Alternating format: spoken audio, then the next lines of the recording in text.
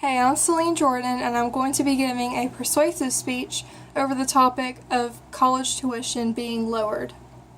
College is very expensive, and all of my friends, including me, are stressing about how are we going to pay for it. Well, the average cost of private college is $32,500. The average cost of a regular public college, like a community college, is $9,410, and out-of-state tuition can be as much as $23,890.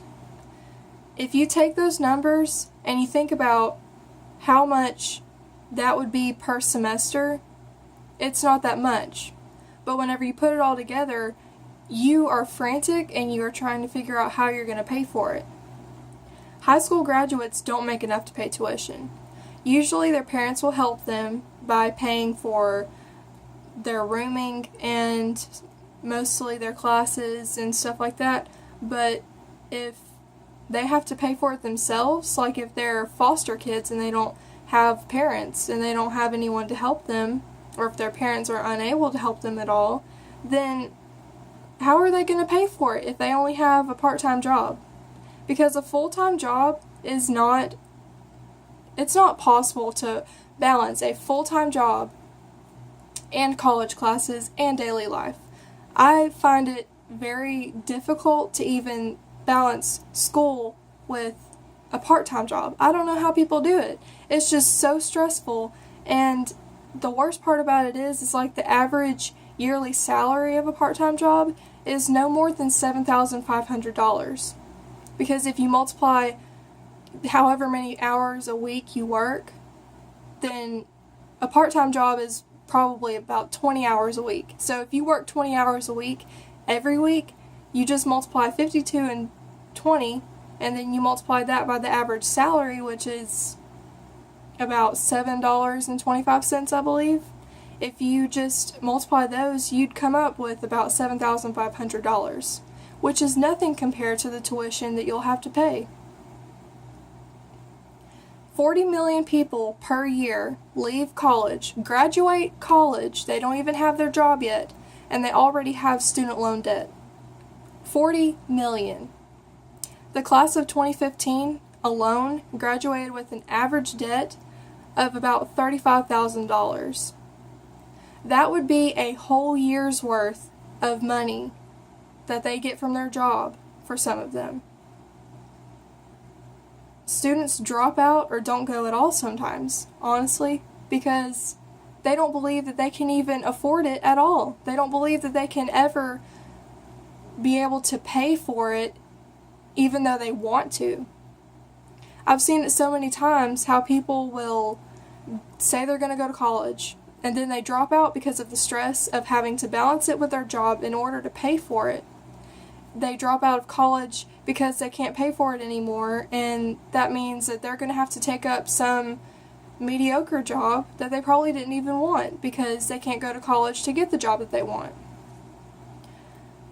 Some possible solutions that I think would help this is if financial aid would not be so limited. Because another problem is the middle class income families make just over what the maximum is to get government help, and that's why they turn to student loans. So if the maximum amount for the student help is $30,000 per year, if your family makes $30,000 per year, then you can still get help paying for college. But if you make just over that, they won't be able to help you, and you're still not making enough to pay for it, but you make too much for them to help you, so that's why they turn to student loans. That's why 40 million people per year graduate with so much debt.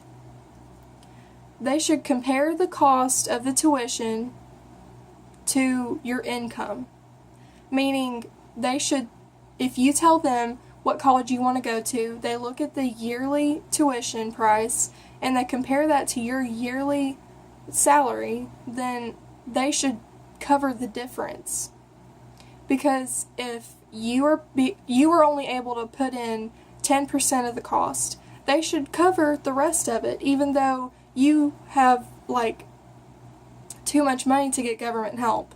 It should be changed to where they make the difference and they split it with you, so you can pay what you have to, or you can pay what you can, and they just pay the rest. That way you can get a job that you want and you can support yourself, and they can stop getting on welfare. Because that's another issue with people not being able to go to college because it's so expensive. They rely on the government anyways because the government wouldn't help them get a job. College tuition should also be free to low-income families. People who make way under $30,000 a year, I would not expect them to even imagine paying for college themselves. Since the average cost of a university is $32,500, that's more than they make a year probably. So how can they even help themselves if they can't pay for it? Also, the overall tuition should be lowered anyways. Even if you're rich and your parents can pay for it in full, it shouldn't be $32,400 a year just to go to the school you want. It shouldn't be almost $10,000 just to go to a community college. It shouldn't be $23,890 to go to a school that's in another state. It's not right that they're making us pay so much, but then they want us to contribute and not depend on government funding. Because welfare is overused and so many people are on it because they can't get good jobs. But if they were able to go to college and get an education like they wanted to in the first place, then I doubt that very many people would want to be on welfare. Because if they could go to school and do better for themselves, I'm sure they would want to do that instead. So that's why I feel like education should not be so expensive. Because how can you expect someone to do better for themselves if they can't afford to do so? Thank you.